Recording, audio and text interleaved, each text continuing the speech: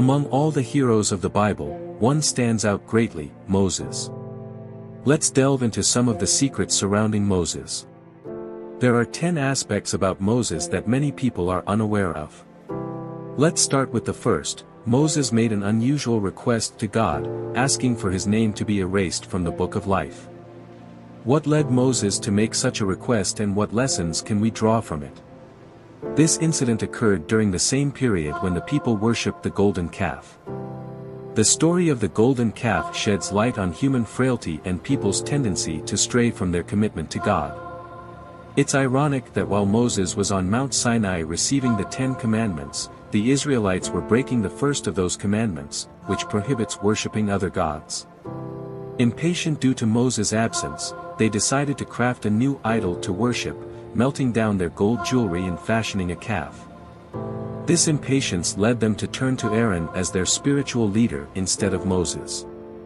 Aaron, complying with their request, turned the jewelry into a golden calf, thus violating the prohibition against sculpting idols.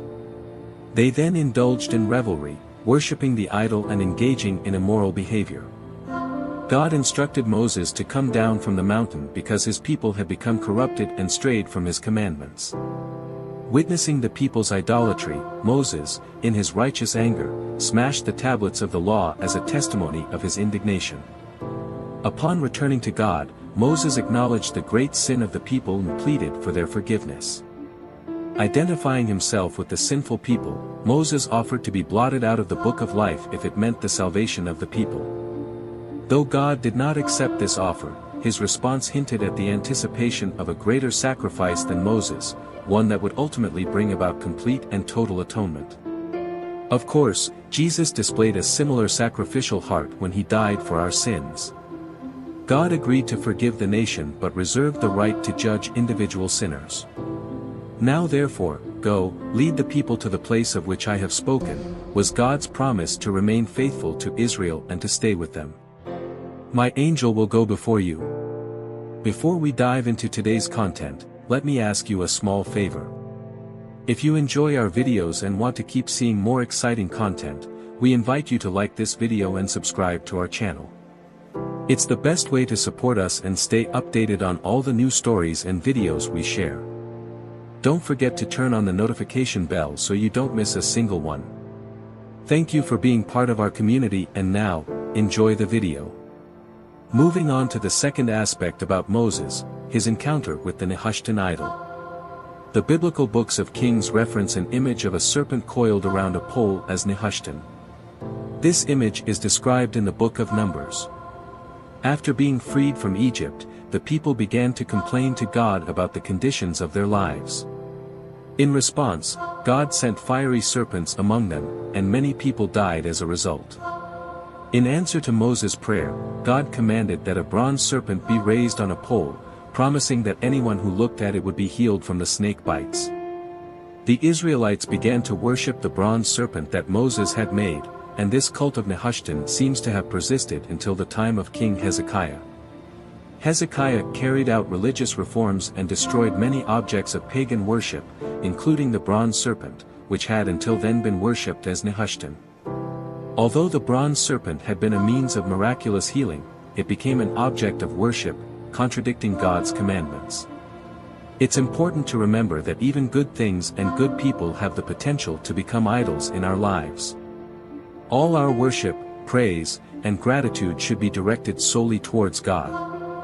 Undoubtedly, the story of Moses is astounding. God had chosen him to deliver the Israelites from slavery in Egypt and lead them to the promised land, known as Canaan. Moses, also known as the lawgiver and mediator of the ancient covenants, had a crucial encounter with God at the burning bush. In this event, God tasked him with being the savior of his people. Though Moses returned to Egypt with his wife and children, before he could carry out his mission, he had to learn obedience. He made the mistake of not circumcising one of his sons, possibly influenced by his wife Zipporah's opposition. The Bible recounts that during their journey back, God sought to kill Moses. It was then that Zipporah took a sharp stone and circumcised her son, throwing the foreskin at Moses' feet, saving him from divine wrath. This act demonstrated the importance of obedience and fulfilling God's commandments. Moses' transgression is not clearly revealed in the scriptures, but it is suggested that he may have been influenced by Zipporah and her Midianite tribe, who did not practice circumcision. Zipporah's anger and her belief that she was saving Moses' life by shedding her son's blood illustrate the complexities of obedience and devotion to God. Despite his mistake, God continued to trust Moses to represent him before the people of Israel. This story teaches us about the importance of obedience and faithfulness to God's commandments, as well as about his grace and mercy even when we fail. Moses, despite his shortcomings, was an instrument in God's hands to carry out his plan of deliverance for the people of Israel. But Moses hadn't yet done what a righteous representative of God would do even with his own children. So God sought to kill Moses. God is very severe in his judgments because he is making it clear that he is not a God to be trifled with. Therefore, as Moses was to be the deliverer, he had to work on areas of his own life that were misaligned because God is holy. This level of judgment also applies to the Israelites. God shows us that he will not use an unjust people to judge others. Moses was unfit to serve as a spiritual leader due to his unresolved sin. And the issue had to be remedied before he could carry out his task properly. As soon as Zipporah completed the task, the Lord let him go. In summary, God was planning to kill Moses, as he was going to teach the law of God to the Israelites, but he was breaking it himself. Number 4, Moses was not allowed to enter the promised land. Sometimes, the punishment doesn't seem to fit the crime at first glance. That Moses struck a rock in the desert out of frustration with the Israelites doesn't seem like a fair reason for him to be prevented from seeing the promised land. After all, he had seen the 10 plagues, led Israel out of Egypt and through the Red Sea, delivered the 10 commandments from Mount Sinai, and won many of Israel's battles. So why would God allow a single strike of a rock at Meribah to prevent him from entering the land that God had promised to Israel? The Israelites complained to Moses about their lack of water, they also tested the Lord. So Moses cried out to the Lord for help, saying, "What shall I do with these people? They are almost ready to stone me." Then the Lord said to Moses, "Go on ahead of the people, and take some of the elders of Israel with you, and take in your hand the rod with which you struck the Nile, and go, I will be standing there in front of you on the rock at Horeb, strike the rock, and water will come out of it for the people to drink." And Moses did so, in the sight of the elders of Israel. Exodus chapter 17, verses 4 to 6, water flowed from the rocks providing a drink for the Israelites. Essentially, the Israelites approached Moses with a problem. Moses went up to God and God gave him specific instructions, and by following them, the water began to flow. Consider what happens in the second Meribah when Moses becomes frustrated and disobeys God. Numbers 20 contains the second miracle. The Israelites arrived at the desert of Sin, near Kadesh. The Israelites complained again to Moses about the lack of water, Numbers chapter 20, verses 1 to 13. So, the Israelites, the whole congregation, arrived at the desert of Sin in the first month, in the 40th year after leaving Egypt, and the people lived in Kadesh. There Miriam died and was buried. Now there was no water for the congregation, and they gathered against Moses and Aaron. The people argued with Moses and said, "Would that we had perished when our brothers perished before the Lord. Why have you brought the assembly of the Lord to this desert for us to die here, us and our cattle? Why did you make us come up from Egypt to bring us to this wretched place? It is not a place of grain, figs, vines, or pomegranates, and there is no water to drink." Then Moses and Aaron went from the presence of the assembly to the entrance of the tent of meeting, and fell on their faces in prayer. Then the glory and brightness of the Lord appeared to them, and the Lord spoke to Moses, saying, "Take the staff, and you and your brother Aaron gather the congregation and speak to the rock in front of them so that it gives its water. In this way you shall bring out water for them from the rock and give drink to the congregation and their cattle." So Moses took the staff before the Lord, just as he had been commanded, and Moses and Aaron gathered the assembly before the rock. Moses said to them, "Hear now, you rebels, we must bring water out of this rock for you." Then Moses raised his hand in anger and with his staff struck the rock twice instead of speaking to it as the Lord had commanded, and water gushed out abundantly, and the congregation and their cattle drank. But the Lord said to Moses and Aaron, "Because you did not believe in me to treat me as holy in the sight of the Israelites, you will not bring this assembly into the land I have given them.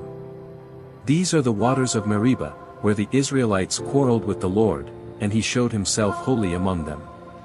Moses had grown weary of the people of God. Did God simply let it slide? They challenged him, challenged God, and challenged Moses' leadership at every turn. At first glance, it seems like God is severely punishing Moses. After all, Moses had faithfully followed God's instructions up to this point. Couldn't God just let it go? You went a bit far. First, we must understand that the first striking of the rock foreshadows Christ, 1 Corinthians chapter 10, verses 1 to 5. "For I do not want you to be unaware, brothers, that our fathers were all under the cloud, and all passed through the sea, and all were baptized into Moses in the cloud and in the sea, and all ate the same spiritual food, and all drank the same spiritual drink. For they drank from the spiritual rock that followed them, and the rock was Christ. Nevertheless, with most of them God was not pleased, for they were overthrown in the wilderness." Moses obeyed God by striking the rock in Exodus 17, but Moses disobeyed God by striking the rock instead of speaking to it in Numbers 20. The incident in Numbers 20 was the second striking by Moses, the first being in Exodus 17. As a result, we teach that Moses was punished for striking the rock twice instead of once, according to 1 Corinthians. God intended for the rock in the wilderness to be a representation of his Son Jesus Christ. In Exodus 17, the Lord told Moses to strike the rock to establish an image of Christ as our Redeemer.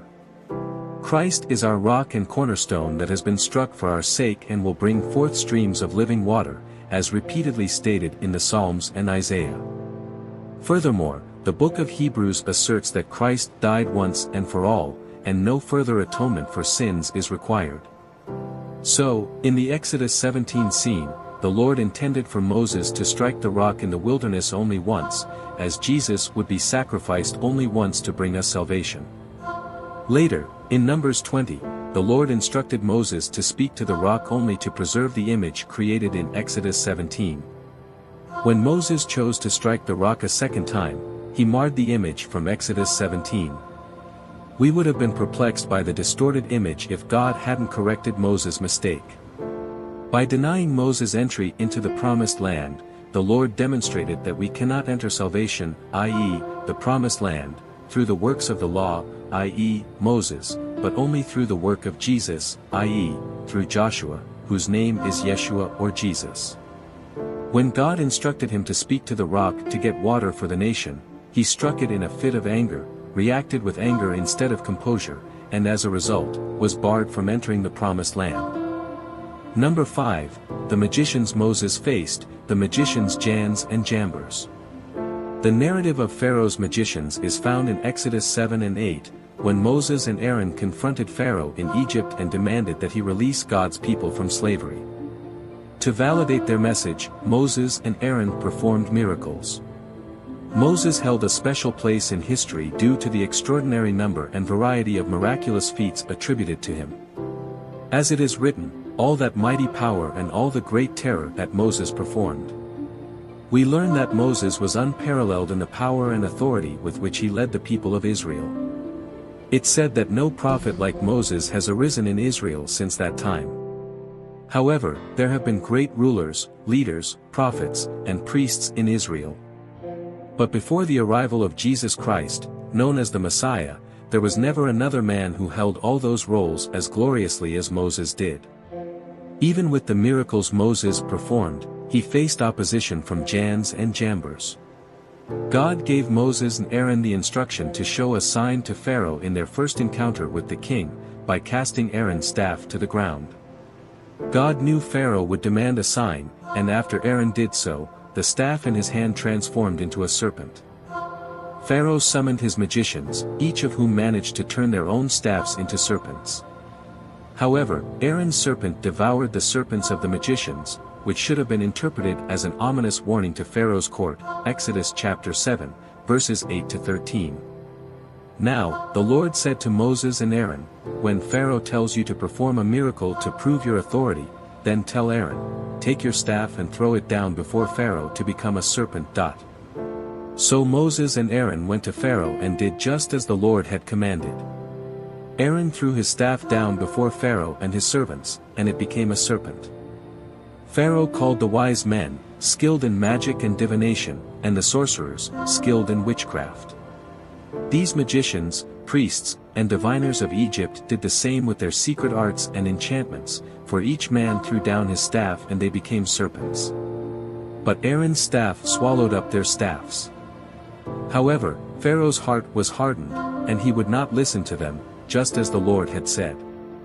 Pharaoh's magicians succeeded in performing miracles 2 more times, matching the signs Moses and Aaron had shown them. The first plague Moses invoked upon the Egyptians was a plague of blood.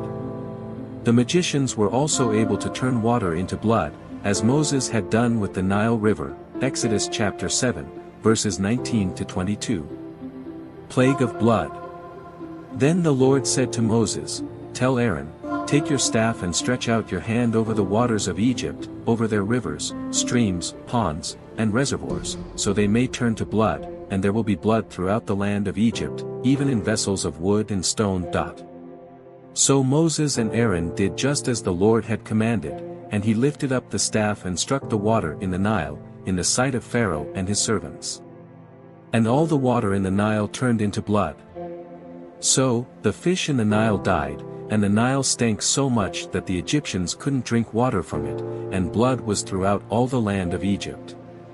But the Egyptian priests and magicians did the same with their secret arts, and Pharaoh's heart was hardened, and he did not listen to them, just as the Lord had said.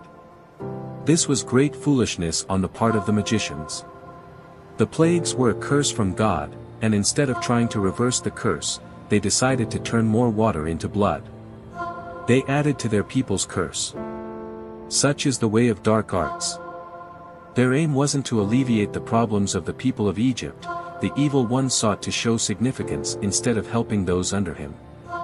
It was a twisted way of thinking, and unfortunately, they did nothing to aid their people. The second plague that fell upon the Egyptian people was a plague of frogs, and the magicians added to the problem by conjuring their own frogs instead of finding a solution. This further worsened the situation. However, after this, the authority of the magicians ceased, as they couldn't reproduce more plagues, and they admitted that they were witnessing the finger of God in Moses' signs, Exodus chapter 8, verse 19. So, the magicians said to Pharaoh, "This is the supernatural finger of God." But Pharaoh's heart was hardened, and he did not listen to them, just as the Lord had said. Satan had given Pharaoh's magicians the power to duplicate some of the signs God performed through Moses and Aaron. So, how could the Egyptian magicians achieve these incredible feats? Firstly, although not as powerful as God, Satan, who was one of God's highest angels, can deceive, emulate miracles, and even predict the future with some degree of accuracy. God's strength ultimately triumphed over the plans of the Egyptian sorcerers. They were unsuccessful in summoning gnats. God's power is vast enough to easily overcome the strength of Satan. The ability to perform miracles by the power of darkness and the willingness to receive them as authentic will characterize the last days. Just as the power of Jannes and Jambres had limits, so does Satan's authority. Even in the last days, God remains in control.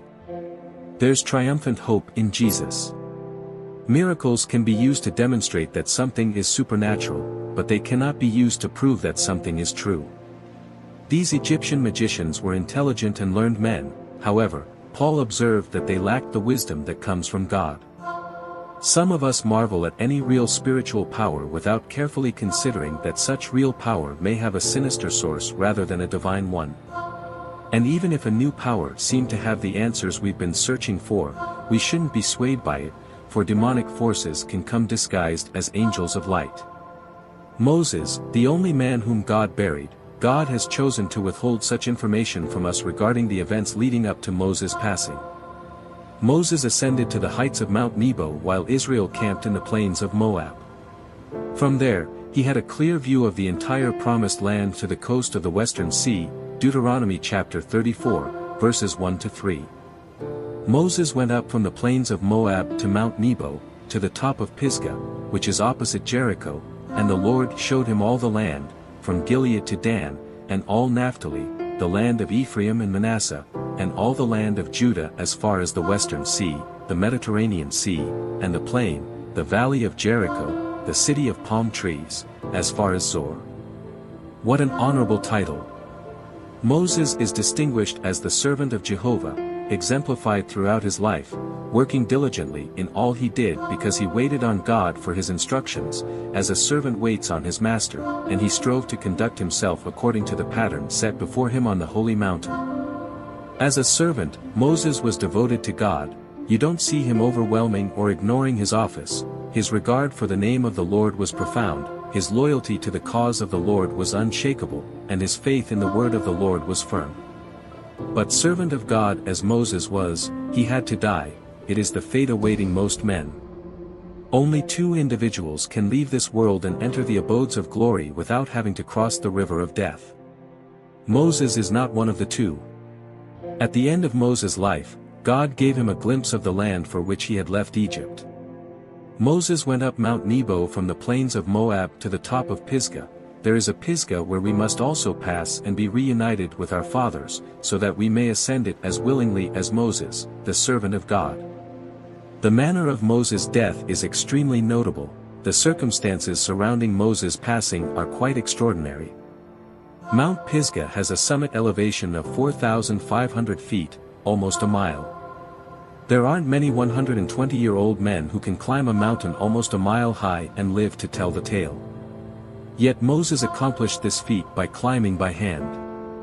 There was no path wide enough for Moses, and he didn't need one anyway. If you wonder in what condition that feat was, I'll tell you. Here was Moses, nearly a century and a quarter old, climbing to the top of a 4,500-foot peak and having a great time. Once there, Moses is not filled with self-pity. The extraordinary scene of the man of God standing alone on the summit of the mountain with a view of Canaan spread out below him was not taken by surprise. His death had been foreseen long ago. Moses knew some time before that he must die without setting foot in Canaan. The great man thus had ample knowledge of his own departure. I must add that, while Moses' death demonstrates God's loving wisdom, the way he died widely demonstrates God's grace. After Moses was assured that he would die, there was never a complaint or even a prayer against it. His death was the culmination of his life. He realized he had accomplished his purpose. He had been tasked with guiding the people through the wilderness, which he had done. Moreover, he died in the best possible company. Some men die more appropriately in the company of their children. Their strength has been in their duties and household attachments, and in their offspring they appropriately close their eyes. But there was no true kin for the man Moses. Moses died according to the word of the Lord. What a way to live! 120 years and not needing glasses, a century and a fifth and not needing crutches. Moses never sat in a rocking chair rubbing himself with liniment and sipping on sour mash. But verse 6 contains one of the most notable statements about Moses' entire remarkable career, Deuteronomy chapter 34, verse 6, the burial place of Moses. And he buried him in the valley in the land of Moab, opposite Beth Peor, but no one knows his grave to this day. God personally buried Moses, the only person in the Bible to do so. Did you notice that? Number 7, the location of his body is unknown. The Lord then concealed the tomb. What prompted him to do so? Because that tomb would have become a shrine. They would still be tracing a path to Nebo today, erecting shrines, selling popcorn and peanuts, providing various rides, possibly even sending a tram up there with huge banners declaring Moses' burial place. So it was hidden. This was so crucial to the Lord that it even provoked an angelic confrontation. Number 8. He fought for Moses' body. Jude, verse 9, refers to an event not found in any. The Transfiguration of Jesus is mentioned in each of the Gospel books as a significant event in the life of Jesus and proof of his divinity. Jesus takes only 3 of his followers, Peter, James, and John, to a high mountain after performing a series of miracles and predicting his own death. This is the scene of the Transfiguration, in which his appearance is transformed radiant, Matthew chapter 17, verse 2, and he was transfigured before them, and his face shone like the sun, and his clothes became white as light. This glory conveys real presence, for in his person the kingdom of God is with his people. The inner circle of disciples witnesses a profound revelation of Jesus' identity and mission. During this transfiguration, 2 of the most important figures of the Old Testament, Moses and Elijah, appear. Their presence symbolizes the law and the prophets, bearing witness to Jesus as the Messiah who fulfills the Old Testament. While the Jews regard Moses as one of their greatest leaders, Jesus is even greater. Moses is the one whom God used to give the law, and Elijah connects the charismatic prophecy of the days of Samuel with the later prophets who wrote. Moses is also considered the model prophet, and Elijah as the forerunner of the Messiah. Moses' desire was for the very presence of God. He longed for an intimate and personal relationship with the Creator, not just the guidance of an angel. Moses recognized that true distinction and grace came from God's continual presence with him and his people. This conversation between Moses and God reflects Moses' deep devotion and dependence on God. He understood that the true strength and differentiation of the people of Israel lay in divine presence. Moses was willing to forfeit anything if God was not with them. God's response to Moses' request shows his grace and favor towards him. God promises to accompany Moses and the people of Israel personally, ensuring them his constant presence and rest. This interaction illustrates the special relationship between Moses and God, based on mutual trust and deep communion. The profound relationship between Moses and God is clearly manifested in his desire to know God more and to follow his ways.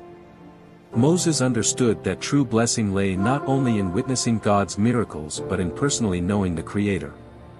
His request for God to teach him his ways reveals his desire for a deeper and more meaningful relationship with God. Despite witnessing numerous miracles and signs, Moses longed for a more complete understanding of God's nature and ways. His spiritual thirst was not quenched by past events, rather, he yearned for a deeper and ongoing relationship with the Lord.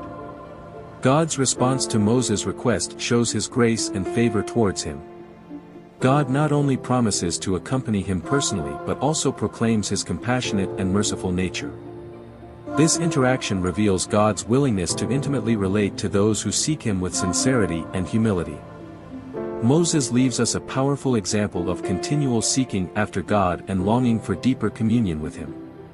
His passion for knowing God and following his ways should inspire us all to seek a closer relationship with our Creator. Moses, a man who feared God and faithful mediator of the people of Israel, longed for a deeper relationship with God. His desire to see God's glory went beyond witnessing miracles or signs. He sought a personal and tangible experience of divine presence. Moses understood that knowing God in his fullness was the greatest blessing a human being could receive. Moses' request to see God's glory was graciously granted by the Lord. God promised to show him his goodness and proclaim his name before him. However, God also warned Moses that no human being can see his face and live, due to the incomparable greatness and holiness of God. God, in his mercy, allowed Moses to see his back as his glory passed by. This limited but sacred experience left Moses radiant and with a renewed understanding of the majesty of God. Although no human can fully see the glory of God and survive, Jesus Christ, the Son of God, revealed the Father through his life and teachings. Christians, following Moses' example, also have the privilege of knowing God personally and approaching him with sincerity and humility. Although we walk by faith and not by sight, we can trust that God is with us at all times, guiding us and revealing his glory to us through his word, his creation, and his work in our lives. The story of Moses is one of the most fascinating and emblematic in the Bible. Throughout his life, Moses demonstrated a deep commitment to God and unwavering courage to lead the people of Israel. From his humble beginnings as a baby in the Nile to becoming the liberator of his people and the bearer of divine law on Mount Sinai, Moses left an indelible legacy. His personal relationship with God was unique, marked by intimate conversations and a desire to know the Creator more deeply. Moses was a mediator between God and his people, interceding for them and guiding them through moments of trial and tribulation. Despite facing challenges and opposition, Moses never lost faith or ceased to trust in divine provision. His exemplary leadership, commitment to justice, and dedication to following God's ways make him a lasting model of courage and devotion. The story of Moses reminds us that even in the midst of the greatest difficulties, faith and obedience can lead to liberation and redemption. His legacy continues to inspire generations, reminding us of the importance of walking in truth and justice, and trusting in divine guidance at all times. Moses, with his extraordinary life and deep connection to the divine, remains a beacon of hope and an example of leadership for all of us. If you found this content engaging, please show your appreciation by hitting the like button, subscribing to the channel, and sharing it with your loved ones. Goodbye.